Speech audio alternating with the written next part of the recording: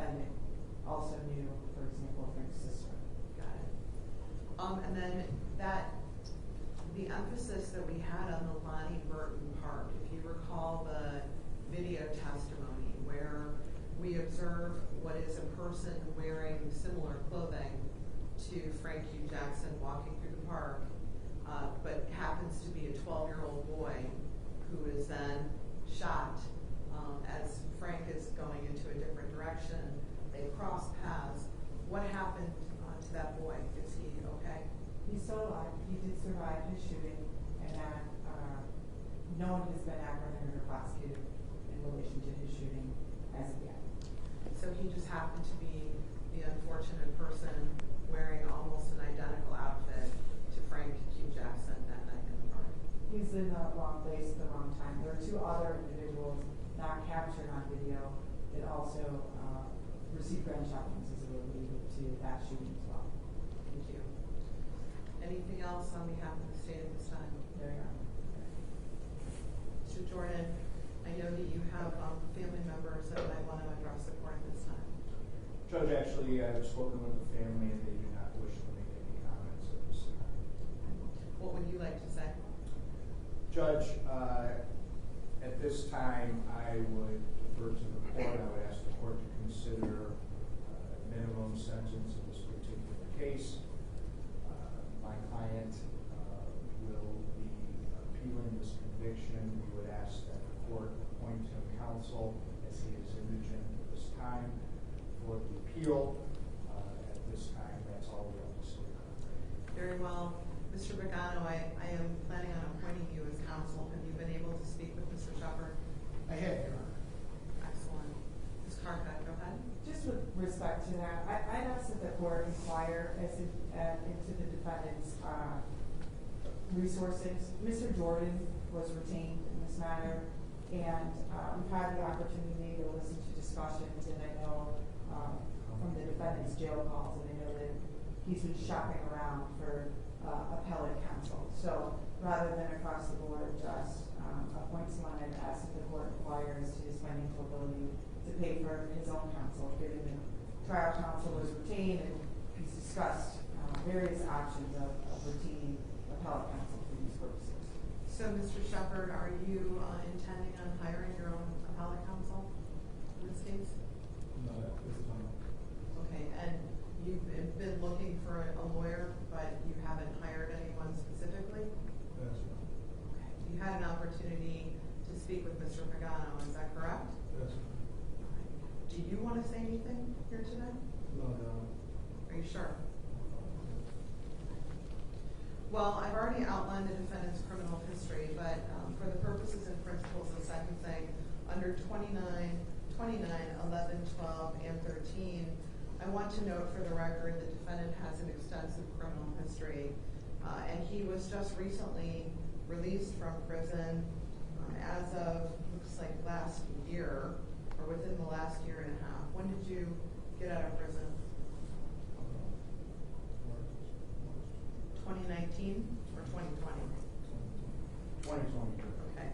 In March. So released on the failing to comply with the order or signal of a police officer, released on the drug cases, and then ultimately the defendant has had criminal history from the time that he was a juvenile. He spent many years in different juvenile institutions and has essentially been incarcerated for most of this time. So have you ever been given a term of probation, Mr. Shepard? No.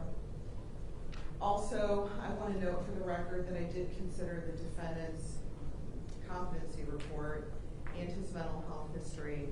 I did review your sentencing memorandum, Ms. Carcutt. I want to note for the record that the defendant has multiple diagnoses which brought him to the mental health docket, but the most significant of those diagnoses is regarding a personality disorder for which he has. The defendant has multiple different diagnosed disorders that are very troubling to the court, and I'm going to incorporate those records into my sentencing memorandum or my sentencing entry. So those will become court exhibits for future review. To begin with, in watching and observing this trial, I was very sad for the state of our city. To know that Lonnie Burton Park, a place where there were children playing, a 12-year-old walking through the park, knowing that he was shot through mistaken identity under the circumstances here was horrifying. Watching the gun come out and shoot this child in the parkway was unbelievable. Our city is a disaster when it comes to gun violence, and there has to be something so dramatic that happens to stop it. People don't even want to walk on the east side of Cleveland. It's frightening. But also the retribution of families killing other families is horrible. Not cooperating with the police, not solving anything. It's just going to lead back to this courtroom and all the courtrooms here in this building over and over again until it stops with people's families. It's a tragedy that we are here today. The court, having considered all of the required factors under 29, 11, 12, and 13, at this time sentences the defendant to 3 years on the underlying gun specification and 30 years life with the possibility of parole in 30 years on the aggravated murder, for a total of life with the possibility of parole in 33 years.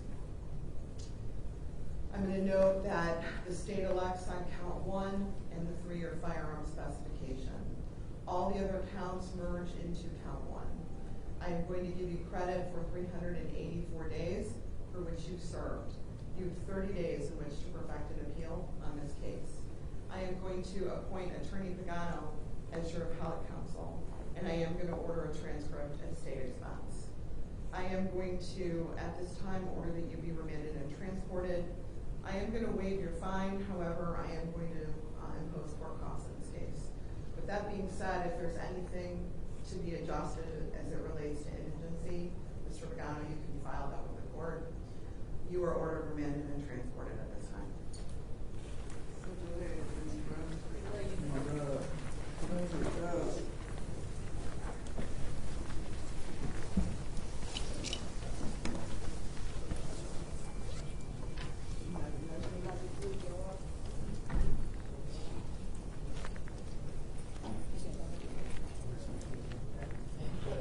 Thank you.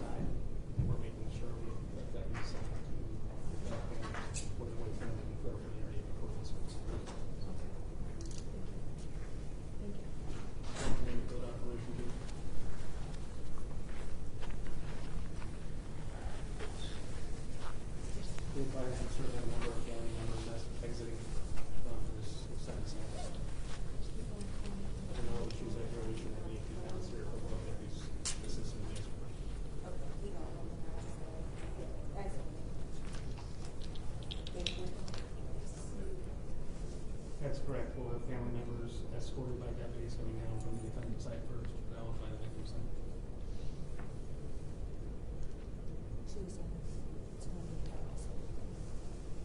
Copy, thank you. Sorry?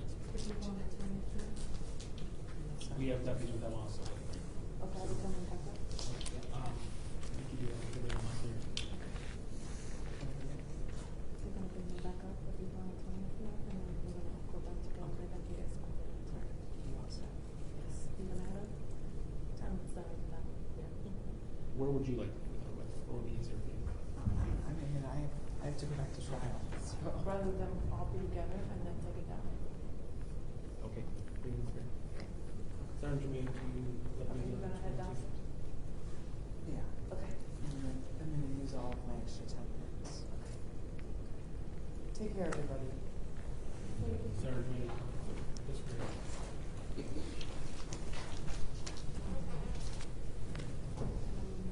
Sergeant Jermaine, No, I don't need to. I just need some.